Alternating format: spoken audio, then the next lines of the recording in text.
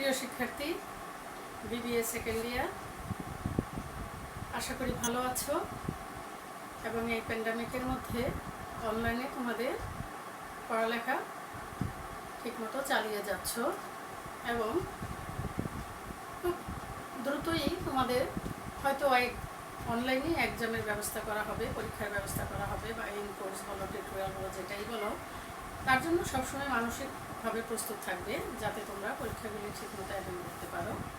আর সেজন্যই আমরা একদম নিয়মিতভাবে তোমাদের সিলেবাস অনুযায়ী আমরা ক্লাসগুলি নেওয়ার চেষ্টা করতেছি।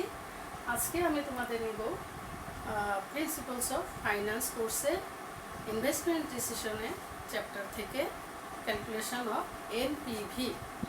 আগের ক্লাসগুলিতে আমি তোমাদের এই চ্যাপ্টার সম্পর্কিত বিভিন্ন থিওরি, বিভিন্ন তথ্য এবং ক্যালকুলেশনের ক্রাইটেরিয়া, টিপস এবং বিভিন্ন টার্মস সম্পর্কিত খুব বিশদ আলোচনা করেছি। আশা করি ভিডিওগুলি সঠিকভাবে দেখেছো এবং সেভাবে তোমরা প্রস্তুতি নিচ্ছ।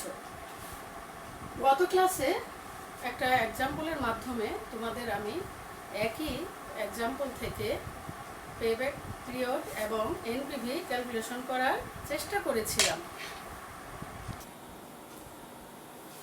যে এক্সাম্পলটা থেকে গত ক্লাসে আমি পেব্যাক পিরিয়ড তোমাদের ক্যালকুলেশন করে দেখিয়েছি এবং যে ছকটা থেকে আমি পেব্যাক পিরিয়ড ক্যালকুলেশন করেছি, ঠিক সেই ছকটা থেকেই আবার আমি এনপিভি ক্যালকুলেশন করে তোমাদের দেখাচ্ছি। যেমন সেখানে ছিল, আমি অঙ্কটা আরেকবার তোমাদের মনে করিয়ে দেওয়ার চেষ্টা করি। তো এই প্রবলেমটাতে তোমাদের কিছু এডিশনাল ইনফরমেশন ছিল, যেমন একটা মেশিনের পারচেজ প্রাইস ছিল, ইম্পোর্ট ডিউটি ছিল, তারপর ইনস্টলেশন কস্ট ছিল, ওয়ার্কিং ক্যাপিটাল ছিল। সেখান থেকে আমাদেরকে এনসিও ক্যালকুলেশন করতে হয়েছে, যেমন পারচেজ প্রাইসের সাথে ইম্পোর্ট ডিউটি যোগ করে, তারপর ইনস্টলেশন কস্ট যোগ করে, তারপর আমাদের ইনিশিয়াল কস্ট বের করতে হয়েছে এবং ইনিশিয়াল কস্টের সাথে ওয়ার্কিং ক্যাপিটাল যোগ করলে আমরা পেয়েছি এনসিও বা নেট ক্যাশ আউটলে, এবং সেই নেট ক্যাশ আউটলের সাহায্যে আমরা আজকে আবার এনপিভি ক্যালকুলেশন করব। সেখানে ছিল আমাদের প্রবলেমে ছিল যে 5 ইয়ার্স আমাদের একটা প্ল্যান ছিল ক্যাশ ইনফ্লোর, যেখানে ক্যাশ ফ্লো বিফোর ট্যাক্সে ছিল প্রথম বছরে ক্যাশ ফ্লো বিফোর ট্যাক্স 90,000, দ্বিতীয় বছরে 80,000, তৃতীয় বছরে 95,000, চতুর্থ বছরে 1 লাখ এবং পঞ্চম বছরে ছিল 90,000। তো এই ফিফথ ইয়ারে যে এই ছকের ভিতরে আমরা ফিফথ ইয়ারে যে আরেকটা টার্ম দেখতে পাচ্ছি ওয়ার্কিং ক্যাপিটাল, সেই প্রসঙ্গে আমরা পরে আসি। আমাদের কি করতে হবে, এখানে ডেপ্রিসিয়েশনটা আমি গত ক্লাসে ক্যালকুলেশন করেই তোমাদেরকে দেখিয়েছি যে আমাদের কি ছিল, ইনিশিয়াল কস্ট বা ডেপ্রিসিয়েবল ভ্যালু ছিল কত, 3 লাখ। আমাদের সেলভেজ ভ্যালু ছিল না, সো 0। আর হচ্ছে এস্টিমেটেড লাইফ ছিল আমাদের 5 ইয়ার্স। তাহলে ডেপ্রিসিয়েশনটা এভাবে আমি ক্যালকুলেশন করেছি।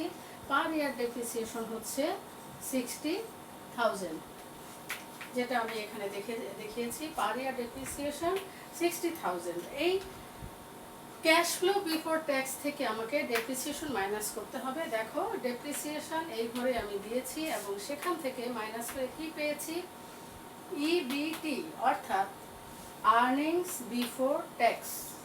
সো কোনো কিছুর বিফোর যদি ক্যালকুলেশন করা হয় তখন এমনিই বোঝা যায় যে সেখানে আফটার বলে কিছু একটা আছে, যে বিফোর ট্যাক্স যেহেতু আছে আফটার ট্যাক্স থাকবে। আর আফটার ট্যাক্স যদি বের করতে হয় তাহলে একটা ট্যাক্স রেট থাকবে। অবভিয়াসলি আমাদের প্রবলেমের মধ্যে ছিল যেটা, যে ট্যাক্স রেট 30% দেওয়া ছিল। তাহলে 30% ট্যাক্স রেট আমরা অ্যাপ্লাই করতেছি কোথায়, আমরা অ্যাপ্লাই করতেছি ক্যাশ ফ্লো বিফোর ট্যাক্স থেকে ডেপ্রিসিয়েশন মাইনাস করছি। ডেপ্রিসিয়েশন মাইনাস করলে যে ফিগারটা থাকছে, যেহেতু সেটাকে আমরা আর্নিংস বিফোর ট্যাক্স বলছি, অবভিয়াসলি এই আর্নিংস বিফোর ট্যাক্সের উপরেই ট্যাক্স ইম্পোজটা আমাদের করতে হবে। আর সে কারণেই আর্নিংস বিফোর ট্যাক্সটা আমরা ক্যালকুলেশন করে নিলাম। তো 30% ট্যাক্স রেটে আমার ফার্স্ট ইয়ারে হচ্ছে 9,000, সেকেন্ড ইয়ারে 6,000, থার্ড ইয়ারে 10,500, ফোর্থ ইয়ারে হচ্ছে 12,000, ফিফথ ইয়ারে হচ্ছে 9,000। তাহলে যেহেতু আমি ট্যাক্স ক্যালকুলেশন করলাম, সো ট্যাক্স আমাকে ডিডাক্ট করতে হবে, অর্থাৎ মাইনাস করতে হবে। কার থেকে মাইনাস করব? আর্নিংস বিফোর ট্যাক্স থেকে, ইবিটি থেকে। ইবিটি থেকে যখন আমি ট্যাক্স মাইনাস করলাম, সেটার নাম কি হয়ে গেল? EAT, earnings after tax. So earning after tax আমি প্রত্যেকটা ইবিটি থেকে ট্যাক্সকে মাইনাস করে আর্নিংস আফটার ট্যাক্সটা পেয়ে গেলাম, অর্থাৎ 21,000, 14,000, 24,500, 28,000 and 21,000। এই ইএটিকে কিসে কনভার্ট করতে হবে? সিএফএটি, অর্থাৎ ক্যাশ ফ্লো আফটার ট্যাক্স। আমি গত ক্লাসে বলেছিলাম what is the difference between EAT and CFAT. EAT হচ্ছে ট্যাক্স মাইনাস করে যে আর্নিংসটা থাকে, যার ভিতরে ডেপ্রিসিয়েশন থাকে না, ইনক্লুড থাকে না, ডেপ্রিসিয়েশন এখানে ইনক্লুডিং নাই। আর ক্যাশ ফ্লো আফটার ট্যাক্সের মধ্যে কি থাকে? ট্যাক্সটা মাইনাস করা থাকে, বাট ডেপ্রিসিয়েশনটা ইনক্লুড করা থাকে। তা ডেপ্রিসিয়েশনটা আমি ইনক্লুড করবো কার সাথে? ইএটির সাথে। ইএটির সাথে আমার ডেপ্রিসিয়েশন, আমার পার ইয়ার ডেপ্রিসিয়েশন আছে 60,000। তো পার ইয়ার ডেপ্রিসিয়েশন আমি ইএটির প্রত্যেকটা ইয়ারের সাথে যোগ করলাম। যেমন ফার্স্ট ইয়ারে 21,000-এর সাথে 60,000, সেকেন্ড ইয়ারে 14,000-এর সাথে 60,000, থার্ড ইয়ারেও অ্যাড করলাম 60,000, ফোর্থ ইয়ারে 60, ফিফথ ইয়ারে 60,000। সো আমি সিএফএটির এই ঘরটা পেয়ে গেলাম। এখন এই সিএফএটি বের করার কারণটা কি? এই সিএফএটির উপরেই ক্যালকুলেশন হবে ডিসকাউন্ট ফ্যাক্টর, যাকে আমরা সংক্ষেপে লিখেছি ডিএফ, ডিসকাউন্ট ফ্যাক্টর। এই ডিসকাউন্ট ফ্যাক্টর আমাকে প্রবলেমের মধ্যে দিয়েই দেওয়া আছে, অর্থাৎ আমরা কত পার্সেন্ট ডিসকাউন্ট ফ্যাক্টরে কনভার্ট করব, অর্থাৎ তার মাধ্যমে আমার একটা প্রেজেন্ট ভ্যালু বের হয়ে আসবে, যে টাকার ভ্যালুটা প্রতিনিয়ত ইনফ্লেশনের কারণে বা বিভিন্ন কারণে যে টাকার মান কমে যাচ্ছে, তা সেটা আমরা বের করে আনবো এই ডিসকাউন্ট ফ্যাক্টর 10%-এর মাধ্যমে। এই ডিসকাউন্ট ফ্যাক্টর 10% তুমি কি করে পাবা? তোমার কি অঙ্কে দেয়া থাকবে? না, তোমার অঙ্কে দেয়া থাকবে না। মাঝে মধ্যে দেয়া থাকতেও পারে, সেটা আশা না করাই ভালো। ডিসকাউন্ট ফ্যাক্টরটা তোমার ক্যালকুলেশন করা আবার শিখতে হবে। কিভাবে করবা? ডিসকাউন্ট ফ্যাক্টর ক্যালকুলেশনের জন্য তোমার ক্যালকুলেটর তুমি ইউজ করতে পারো, আবার ম্যানুয়ালি তুমিও বের করতে পারো। আবার তোমার প্রত্যেকটা ফিনান্স বইয়ের পেছনে তোমার একটা চার্ট দেয়া থাকে, হ্যাঁ, ডিসকাউন্ট ফ্যাক্টর চার্ট দেয়া থাকে, যে 10%-এ কত, 12%-এ কত, মানে প্রত্যেকটা অ্যাজাম্পশন করে প্রত্যেকটা পার্সেন্টেজের উপর একটা ছক দেয়া থাকে। তো আজকাল যেহেতু আমরা সায়েন্টিফিক ক্যালকুলেটর ব্যবহার করি, সুতরাং ওই টেবিল বা ছক আমরা ব্যবহার করার কোনো প্রয়োজন মনে করি না। আমি আশা করি তোমরা ওই ছক ব্যবহার না করে ক্যালকুলেটরই তোমরা এটা বের করবা। এটা কি করে বের করবা? এটার একটা সহজ পদ্ধতি আছে। নর্মালি আমার ডিএফ ফ্যাক্টর বের করার নিয়ম কি? 1/1 plus I to the power N, অর্থাৎ প্রত্যেকটা ইয়ারে আমি ডেপ্রিসিয়েশনের ক্যালকুলেশনটা একটু মুছে ফেলি। সে প্রথম বছর 10% আছে, 1/year 1 plus I to the power N. এখানে আই হচ্ছে ডিসকাউন্ট ফ্যাক্টর, 1 হচ্ছে তোমার ফর্মুলার 1, আর এই 1 হচ্ছে ফর্মুলার 1, আর এন হচ্ছে কোন বছরে তুমি ডিসকাউন্ট ফ্যাক্টরটা বের করছো। এখন এই 1টা কেন আসছে? এটা হচ্ছে রিলেটেড কোশ্চেন, এটা তোমার অঙ্কের জন্য না, তোমার বেসিক নলেজকে ইনক্রিজ করার জন্য। এই 1টা কেন আসছে? আমরা এখানে প্রত্যেক বছর বিভিন্ন রকম টাকা ইউজ করব। যেমন প্রথম বছর 81,000, দ্বিতীয় বছর 74,000, অ্যাজ ওয়েল অ্যাজ ফিফথ ইয়ারে এসে 81,000। এখন এখানে যেটা হবে যে আমি যে ইয়ারের ক্যালকুলেশনটা করব, এই প্রত্যেকবার এই টাকাগুলি ফর্মুলার মধ্যে ইউজ করা পসিবল না। 1 হচ্ছে একটা ইউনিট, যে 1 ইউনিটের মান যদি আমরা বের করতে পারি ফর্মুলার মাধ্যমে, তাহলে কি হবে? সেখানে যদি তোমার কোটি কোটি কোটি কোটি টাকারও মান বের করতে হয়, সেটাকে শুধু ওই টাকা দিয়ে গুণ করে দিলেই হবে। সুতরাং আমাদের ম্যাক্সিমাম এই সূত্রের মধ্যে আমরা ওয়ানটা ব্যবহার করে থাকি।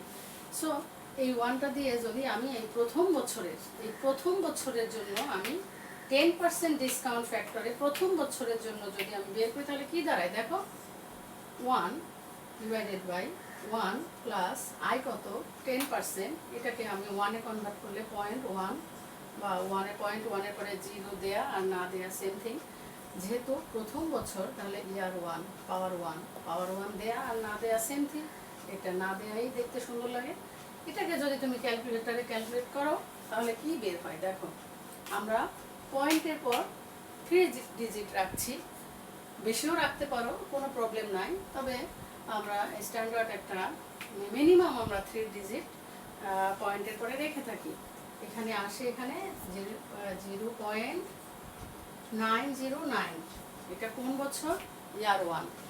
এখন তুমি যে কাজটা করবা ক্যালকুলেটর থেকে এটা মুছবা না, তাহলে দ্বিতীয় বছরের জন্য তোমার ফর্মুলাটা কি দাঁড়াবে, তোমার দাঁড়াবে হচ্ছে এরকম, ফর্মুলা সেম থাকবে 1/1 প্লাস 0.1 কি হবে টু দ্য পাওয়ার 2 বা স্কোয়ার। এখন তোমাকে বারবার এই 1 প্লাস 0.1 কে স্কোয়ার করা, থার্ড ইয়ারে যে তোমার আবার সেটাকে কিউব করা, তা না করে তুমি এই মানটাকে কি করবা, 0.909 কে কি করতে হবে 1 পয়েন্ট, এটাকে যদি আমি সামারাইজ করি এটা কি দাঁড়ায় 1.1 প্লাস 0.1 দ্যাট ইজ 1.1 স্কোয়ার।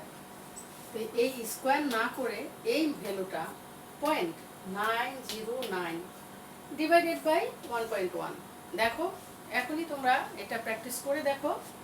0.909 কে যদি 1.1 দ্বারা ভাগ করো তাহলে তোমার এই ভ্যালুটা আসে, মানে পয়েন্টের পরে 3 ঘর যদি আমরা রাখি 826, অর্থাৎ তোমাকে প্রত্যেকবার এটা স্কোয়ার করার দরকার নেই, অর্থাৎ এই ভ্যালুটা তুমি ক্যালকুলেটরে রেখে দিবা, এটা ডিলিট করবা না।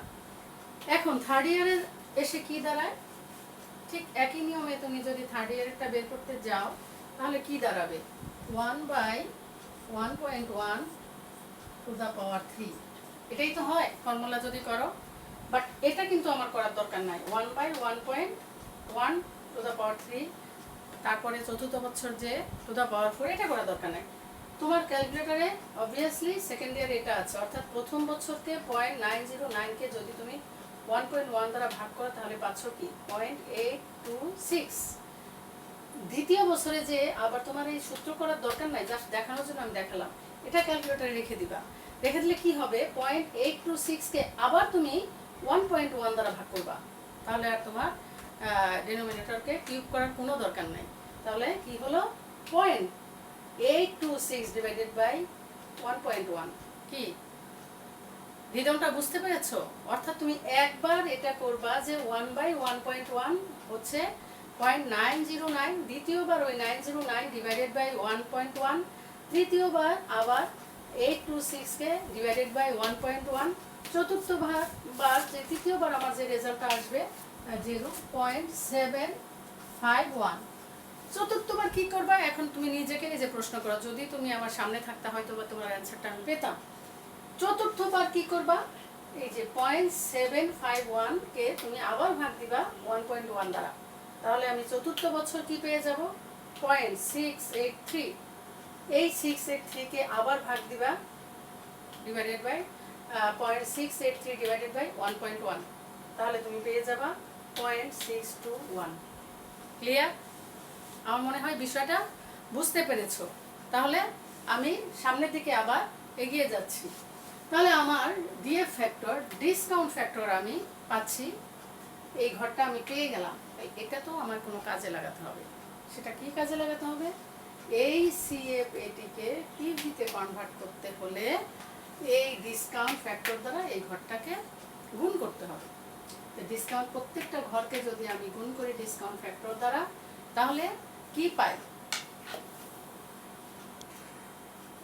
তাহলে আমরা ডিসকাউন্ট ফ্যাক্টর ক্যালকুলেশন করা শিখলাম। এখন আমরা সেটা দিয়ে কি কাজে লাগাচ্ছি, একটু আগে বললাম যে এই ঘরটা যেহেতু করেছি, এই ঘরটা তো আমার একটা দরকার আছে, তাহলে সিএফ এটি ইন্টু ডিসকাউন্ট ফ্যাক্টর আমরা পেয়ে যাব প্রেজেন্ট ভ্যালু পিভি, অর্থাৎ আমার এই ঘরটা যদি নাম্বারিং করি 1 2 3 4 5 6 7, এই নাম্বার 7 কলাম অ্যান্ড 8 কলাম গুণ করলে আমি পাবো একেবারে শেষ কলাম বা 9th কলাম।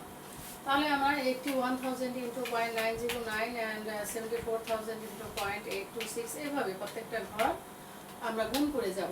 এখন এই লাস্ট একটা ঘর নিয়ে কথা বলা তোমাদের বাকি আছে। এতক্ষণ হয়তো তোমাদের মাথার মধ্যে ঘুরতেছে, ম্যাডাম এই কথাটা বলে না কেন, এখানে ডট ডট দিয়ে গেল, বলতেছে না।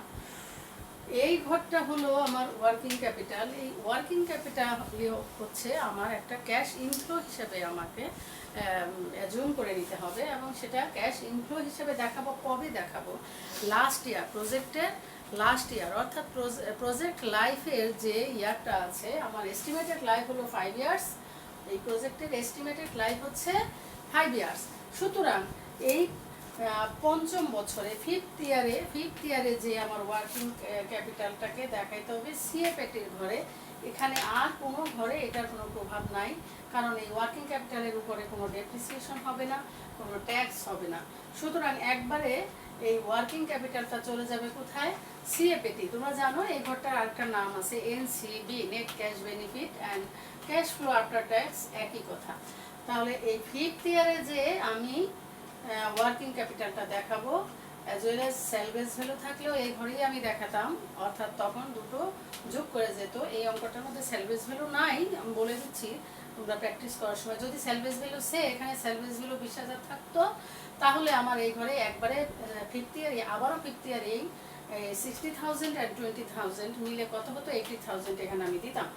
যেহেতু এখানে আমার সেলভেজ ভ্যালু নাই, সো ওয়ার্কিং ক্যাপিটালটা অনলি ওয়ার্কিং ক্যাপিটাল সিএফএটির ঘরে আমি 60,000 দেখাচ্ছি। এখন এই 60,000কে তো আবার পিভি ফ্যাক্টর দ্বারা, অর্থাৎ ডিসকাউন্ট ফ্যাক্টর দ্বারা পিভিতে কনভার্ট করতে হবে। তাহলে আমি যেহেতু এটা ফিফথ ইয়ারে দেখাচ্ছি, খেয়াল করো এই ওয়ার্কিং ক্যাপিটালটা যেহেতু আমি ফিফথ ইয়ারে দেখাচ্ছি, সো ডিসকাউন্ট ফ্যাক্টরের ভ্যালুটাও সেম হবে। ফিফথ ইয়ারে আমার ডিসকাউন্ট ফ্যাক্টরের ভ্যালু আছে কত, 0.621। তাহলে ফিফথ ইয়ারে যে আমার ডিসকাউন্ট ফ্যাক্টর হচ্ছে ওয়ার্কিং ক্যাপিটালের জন্য ডিসকাউন্ট ফ্যাক্টর 0.621। তাহলে 60,000 ইন্টু 0.621 হচ্ছে 37,260। তাহলে আমার পিভি ক্যালকুলেশনের কাজটা শেষ হয়ে গেল। এই পিভি ক্যালকুলেশনের কাজটা শেষ করে আমি কি করব, টোটাল পিভি করব। তাহলে টোটাল পিভি হচ্ছে আমার, আমি এই কাজগুলি এতক্ষণে নিশ্চয়ই বুঝে গিয়েছো, আমি এইটুকু মুছে ফেলি।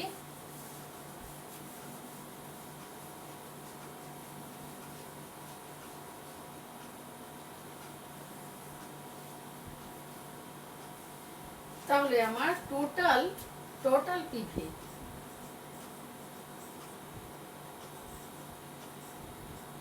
পিভি হচ্ছে 3,45,000 and 45,878 হচ্ছে আমার টোটাল পিভি। তাহলে এই টোটাল পিভি থেকে আমাকে কি বের করতে হবে, এটার থেকে আমাকে বের করতে হবে এনপিভি, অর্থাৎ নেট প্রেজেন্ট ভ্যালু। দেখো এই শব্দ দুইটার সাথে একটা রিলেশন আছে, একটা হচ্ছে পিভি আর একটা হচ্ছে এনপিভি। অর্থাৎ পিভি যেহেতু আমি পেয়ে গিয়েছি, তাহলে এনপিভি পাওয়াটা আমার জন্য এমন কোনো কঠিন কিছু হবে না। তাহলে সামথিং, আমি আগের ক্লাসে এই শব্দটা বলেছিলাম যে যখনই আমি কোনো নেট বের করতে যাব, তখনই আমাকে মনে রাখতে হবে যে সামথিং ডিডাকশন ফ্রম টোটাল, অর্থাৎ নেট বের করতে গেলে অবশ্যই সেখানে টোটাল কিছু আছে, তাহলে সেখান থেকে আমাকে কিছু একটা মাইনাস করতে হবে, তাহলে আমি নেটটা পেয়ে যাব। তাহলে আমি টোটাল পিভি পেয়েছি, অবভিয়াসলি এখান থেকে কিছু আমাকে মাইনাস করতে হবে। কি মাইনাস করতে হবে, মাইনাস করতে হবে পিভি অফ এনসিও। এখানে আবার কথা আছে, পিভি অফ এনসিও আগে লিখে দেখাই, 3,60,000। অর্থাৎ আমার এনপিভি সূত্র আমি কি পেলাম, এনপিভি ইকুয়াল টু হচ্ছে টোটাল পিভি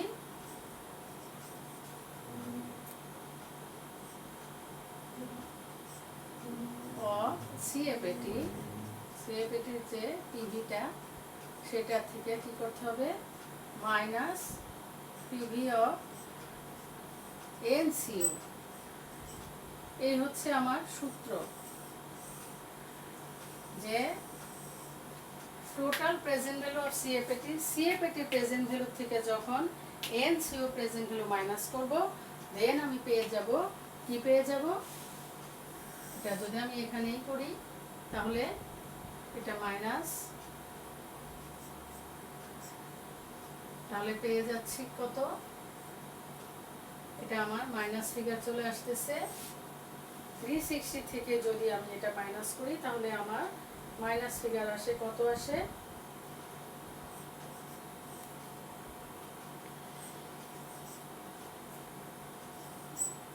এটা ক্যালকুলেটরে করলেও তুমি পেয়ে যাবা মাইনাস 14,122, অর্থাৎ এখানে আমার negative NPV, because NCU is greater than total PV of CFAT. যে কথা এখনো বলা আমার বাকি রয়ে গেছে, যে পিভি অফ এনসিইউ, তাহলে আমার এনসিইউ ছিল 3,60,000, কিন্তু এখানে আমি বলছি পিভি অফ এনসিইউ, তাহলে পিভিটা কোথায় গেল, পিভিটা কি করে আমার পাবো? ইয়েস, একথা বলার জন্যই এই প্রসঙ্গটা আনলাম। যখন ইনিশিয়ালি কোনো কিছু ইনভেস্টমেন্ট থাকে, অর্থাৎ জিরো ইয়ারে থাকে, সেটা ইনফ্লো হোক আর আউটফ্লো হোক, যখন জিরো ইয়ারে কোনো কিছু থাকে সেটার ডিসকাউন্ট ফ্যাক্টর হয় 1। এখানে যেমন ডিসকাউন্ট ফ্যাক্টর 1 ইয়ারে হচ্ছে 0.909, আর আমাদের ইনিশিয়াল ইনভেস্টমেন্ট হচ্ছে 3,60,000, দ্যাট মিনস এনসিইউ। তাহলে ইনিশিয়াল ওটাকে জিরো ইয়ার ধরা হয়, তাহলে জিরো ইয়ারে এই এনসিইউর জন্য পিভি ফ্যাক্টর হচ্ছে, ডিসকাউন্ট ফ্যাক্টর হচ্ছে, এটাকে আমরা পিভি ফ্যাক্টরও বলে থাকি, ডিসকাউন্ট ফ্যাক্টর হচ্ছে 1। সো কোনো কিছুকে যদি আমি 1 দিয়ে মাল্টিপ্লাই করি তাহলে তো আমার সেটাই থাকবে, অর্থাৎ 3,60,000কে যদি আমি 1 দ্বারা মাল্টিপ্লাই করি তাহলে আমার 3,60,000ই থেকে যাবে।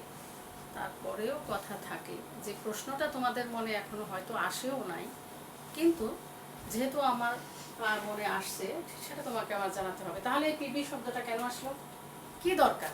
আমরা তো অলওয়েজ ইনিশিয়াল ইনভেস্টমেন্ট করে থাকি, অর্থাৎ জিরো ইয়ারে ইনভেস্টমেন্ট করে থাকি, তাহলে আমার কেন এটা দরকার, এই পিভি শব্দটা কেন দরকার? দরকার আছে, প্র্যাকটিক্যালি যখন কেউ একজন ইনভেস্টর ব্যবসায় ইনভেস্ট করে, একদম জিরো ইয়ারে সমস্ত টাকা ইনভেস্ট করে না, কখনো সেকেন্ড ইয়ারে ইনভেস্ট করে প্রজেক্টের, আবার কখনো থার্ড ইয়ারে যে ইনভেস্ট করে, অথবা 1 ইয়ারে যে ইনভেস্ট করে, সূচনার পরে 1 ইয়ারে যে ইনভেস্ট করে, অর্থাৎ এক বছর এন্ড অফ দ্য ইয়ারই 1 ইয়ার, এন্ড অফ দ্য 2 হচ্ছে সেকেন্ড ইয়ার।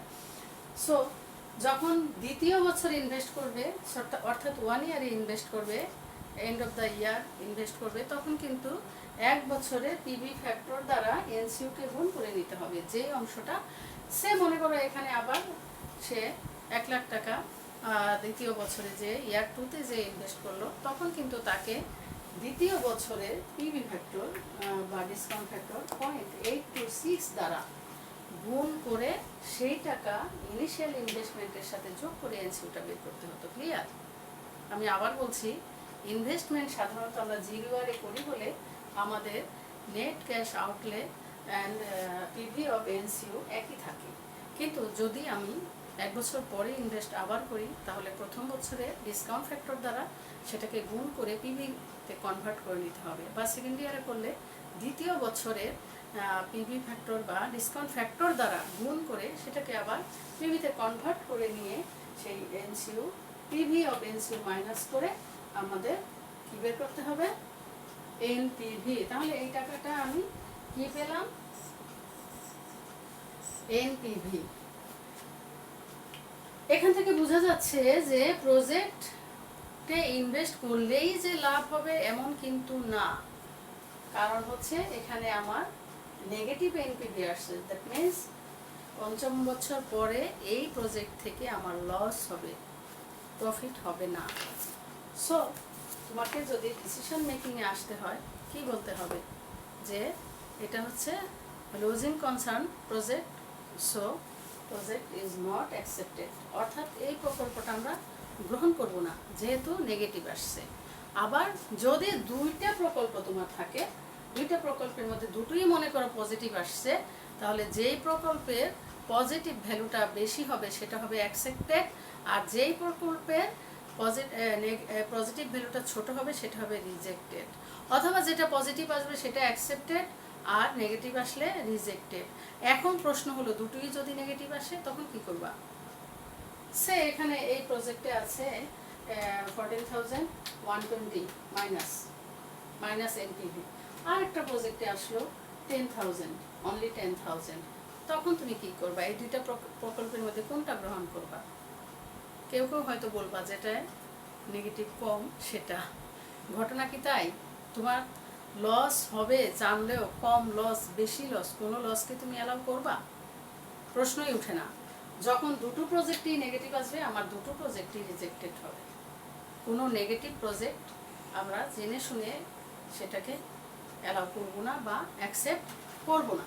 সুতরাং এনপিভির অ্যাকসেপ্ট রিজেক্ট ক্রাইটেরিয়া তুমি পেয়ে গেলা। যদি মিউচুয়াল এক্সক্লুসিভ প্রজেক্ট হয় তাহলে যেই প্রজেক্টে কি হবে, বেশি হবে, এনপিভি বেশি হবে সেটা আমরা গ্রহণ করবো, যে প্রজেক্টে এনপিভি কম সেটা রিজেক্ট করব। আবার যদি একটা পজিটিভ এনপিভি একটা নেগেটিভ এনপিভি আসে, পজিটিভ যেটা সেটা গ্রহণ করব, নেগেটিভটা রিজেক্ট করব।